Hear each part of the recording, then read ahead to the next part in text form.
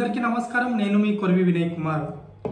Pawan Kalyan party విస్తరణలో వ్యూహాత్మకంగా అడుగులు వేస్తున్నాడా అంటే ఖచ్చితంగా వ్యూహాత్మక అడుగులు వేస్తున్నాడనే చెప్తాను। ఎందుకు ఎలా అనేది ఈ వీడియోలో తెలుసుకుందాం। ఇటీవల జనసేన పార్టీలో భారీగా చేరికలు జరిగాయి। అయితే వచ్చిన వాళ్ళందరూ కూడా చాలా పెద్దవాళ్లే। వారెవరో చూద్దాం। బాలినేని శ్రీనివాస్ రెడ్డి, ఈయన మాజీ మంత్రి, ఒంగోలు నియోజకవర్గం నుంచి దాదాపు 5 సార్లు ఎమ్మెల్యేగా పనిచేశారు। అంతేకాకుండా జగన్మోహన్ రెడ్డికి బంధువు కూడా। జగన్ బాబాయ్ అయినటువంటి వైవి సుబ్బారెడ్డికి చాలా దగ్గరి బంధువు। అలానే సామినేని ఉదయ్ భాను, ఈయన మొన్న వైఎస్ఆర్సీపీ ప్రభుత్వంలో ప్రభుత్వ విప్గా పనిచేశారు। ఈయన జగ్గయ్యపేట నుంచి 3 సార్లు ఎమ్మెల్యేగా పనిచేశారు। అలానే కిలారి వెంకట రోసయ్య, ఈయన వైఎస్ఆర్ కాంగ్రెస్ పార్టీ నుంచి మొన్నటి ఎన్నికల్లో ఎంపీగా పోటీ చేసి ఓటమి చెందారు। వైఎస్ఆర్సీపీలో కీలక నాయకుడిగా ఉన్నారు। ఈయన వైఎస్ఆర్ కాంగ్రెస్ పార్టీ సీనియర్ నాయకుడు ఉమారెడ్డి వెంకటేశ్వర్లకు స్వయాన అల్లుడు। ఈయన ఇదివరకు 2009లో పీఆర్పీలో పనిచేసిన అనుభవంతో జనసేన పార్టీలో మరోసారి కీలకంగా వ్యవహరించేందుకు ఆ పార్టీలో చేరినట్లు తెలుస్తుంది।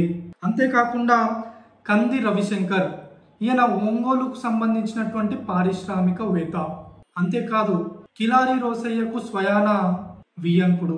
అలానే విజయనగరం నుంచి ఇద్దరు, నెల్లూరు నుంచి ఒక ప్రొడ్యూసర్ జనసేన పార్టీలో చేరారు। చేరిన వారందరూ కూడా చాలా పెద్ద నాయకులే। ఇది వరకు ఏదో ఒక మంచి పొజిషన్ లో పనిచేసిన వారే మాజీ మంత్రులు, ప్రభుత్వ విప్లు, ఎమ్మెల్యేలుగా, ఎంపీలుగా పనిచేసిన వ్యక్తులు।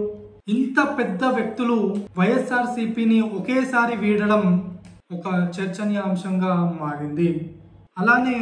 అలానే విజయనగరం, అలానే నెల్లూరు వాళ్ళ గురించి నాకు తెలియదు, కానీ బాలినేని శ్రీనివాస్ రెడ్డిని మినహాయిస్తే మిగిలిన వారందరూ కూడా కాపు సామాజిక వర్గానికి చెందిన నాయకులే।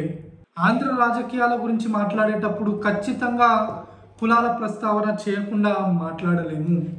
మరి ఈ నాయకులందరూ కూడా వైఎస్ఆర్సీపీని వదిలేసి జనసేనలోకి ఎందుకు వెళ్తున్నారు అంటే జగన్మోహన్ రెడ్డి యొక్క నియంత వైఖరి ఆ పార్టీ బలహీన పడుతుంది అనడానికి ఇది ఒక సంకేతం। ఆయన గురించి నేను చెప్పడం కంటే కూడా ఆయన చెల్లె వైఎస్ షర్మిల చాలా అద్భుతంగా చెప్తుంది, చూస్తూనే ఉన్నాం। అయితే ఈ నాయకులందరూ కూడా జనసేన పార్టీలోనే ఎందుకు చేరుతున్నారు, తెలుగుదేశం పార్టీలో ఎందుకు చేరట్లేదు అన్న ప్రశ్న ఉత్పన్నమవుతుంది। పవన్ కళ్యాణ్ పార్టీ పెట్టినప్పుడు అతని స్ట్రెచర్ వేరు, ఈ రోజు పవన్ కళ్యాణ్ స్ట్రెచర్ వేరు, రాబోయే రోజుల్లో పవన్ కళ్యాణ్ స్ట్రెచర్ వేరు। ఇది గమనించినటువంటి నాయకులు పవన్ కళ్యాణ్ తో పనిచేసేందుకు చాలా ఉత్సాహంగా అడుగులేస్తున్నారు। పవన్ కళ్యాణ్ కు వయసుంది, యువ నాయకుడు, ఒక పార్టీని నడపగల సామర్థ్యం ఆయనకుందని ప్రూవ్ అయింది। కాబట్టి నాయకులందరూ కూడా జనసేన వైపు చూస్తున్నారు। అంతేకాకుండా మరో ప్రధాన కారణం ఏంటంటే వైఎస్ఆర్సీపీలో ఉన్నప్పుడు వీళ్ళందరూ కూడా తెలుగుదేశం పార్టీని తీవ్ర స్థాయిలో విమర్శించారు। కాబట్టి నైతికంగా తెలుగుదేశం పార్టీలో వెళ్లేందుకు సిద్ధంగా లేరు। ఒకవేళ వెళ్ళాలనుకున్నా కూడా వారి క్యాడర్ నాయకులు కానీ కార్యకర్తలు కానీ ససేమిరా ఒప్పుకునే పరిస్థితులు లేవు। కాబట్టి జనసేన పార్టీని ఒక మంచి ఆప్షన్ గా భావించి వాళ్ళు జనసేన పార్టీలో చేరుతున్నారు। నిజానికి వీళ్ళ చేరిక వల్ల జనసేన పార్టీకి చాలా ప్రయోజనం కలగనుంది। ప్రస్తుతం ఆంధ్రప్రదేశ్లో జనసేన పార్టీ కేవలం 3 జిల్లాల్లో మాత్రమే బలంగా ఉంది, వైజాగ్, వెస్ట్ గోదావరి, అలానే ఈస్ట్ గోదావరి। మరి ఇతర జిల్లాల్లో నాయకత్వం లేదా అంటే నాయకత్వం ఉంది, కానీ బలమైనటువంటి నాయకులు ఆ పార్టీకి లేరు। ఇప్పుడు ఈ బలమైనటువంటి నాయకులు చేరడం ద్వారా సెంట్రల్ కోస్టల్ డిస్ట్రిక్ట్స్ అయినటువంటి ఉమ్మడి ప్రకాశం జిల్లా, గుంటూరు జిల్లా, అలానే కృష్ణా జిల్లాలో జనసేన పార్టీ రాబోయే రోజుల్లో బలపడే అవకాశాలు ఎక్కువగా కనబడుతున్నాయి। అంతేకాదు మరింత మంది నాయకులు కూడా జనసేన పార్టీలో చేరనున్నట్లు తెలుస్తుంది। అయితే ప్రస్తుతం పవన్ కళ్యాణ్ ఫిల్టర్ చేస్తున్నాడని, మరికొంతమంది నాయకులు త్వరలోనే చేరే అవకాశాలు ఉన్నాయని తెలుస్తుంది। ఒకవేళ ఇదే కనుక జరిగితే ఆ 3 జిల్లాల్లో కూడా పార్టీ బలపడే అవకాశాలు ఉన్నాయి।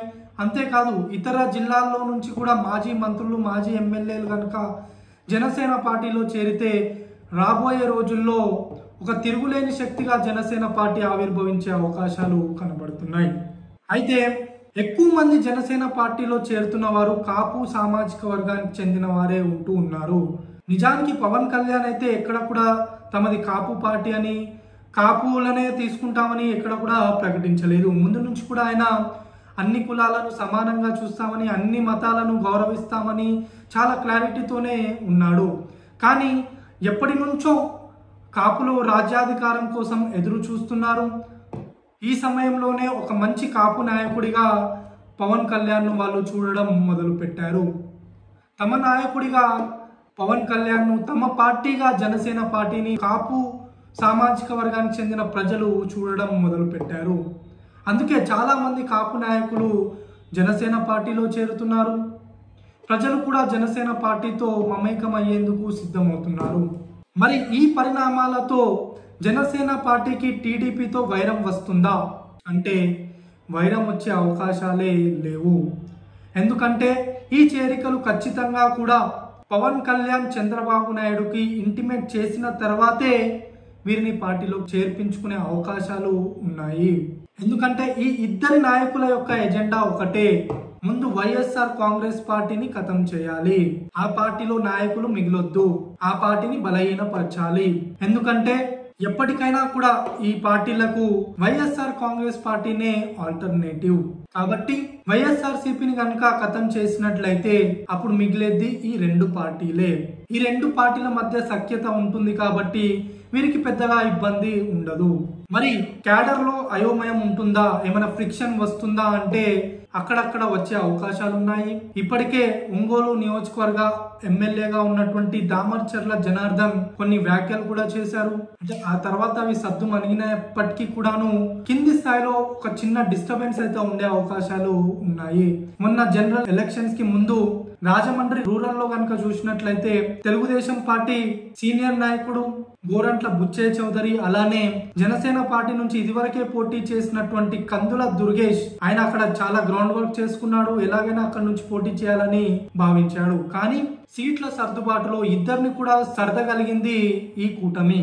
అంతేకాదు ఇద్దరు కూడా గెలిచి వచ్చారు. కందుల దుర్గేష్ నిడదవోలుకు వెళ్లి అక్కడ నుంచి గెలిచి వచ్చి ఇప్పుడు మంత్రి కూడా అయ్యారు.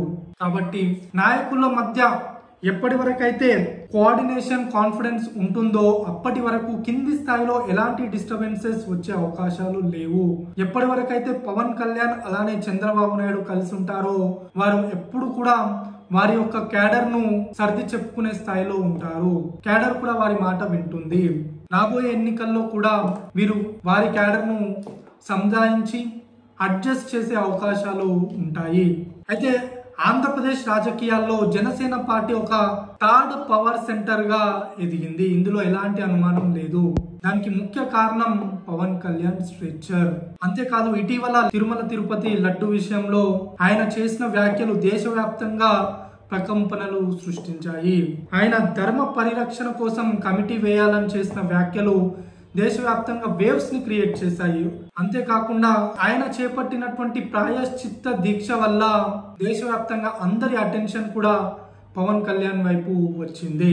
కేవలం ఆంధ్రప్రదేశ్ రాజకీయాల్లోనే కాదు, ఆయన కేంద్ర రాజకీయాల్లో కూడా కీలకంగా వ్యవహరిస్తున్నారు. వైజాగ్ స్టీల్ ప్లాంట్ ప్రైవేటీకరణ ఆగిపోయింది. అందులో కీలకమైనటువంటి పాత్ర ఎవరిది అంటే పవన్ కళ్యాణ్దే. ఆంధ్రప్రదేశ్ రాజకీయాల్లో పవన్ కళ్యాణ్ స్ట్రేచర్ పెరగడం, జనసేన పార్టీ బలమైన పార్టీగా ఎదుగుతూ ఉండడం ఆంధ్ర రాజకీయాల్లో వస్తున్నటువంటి మార్పులకు ఒక ప్రధానమైనటువంటి చిహ్నం. ధన్యవాదాలు.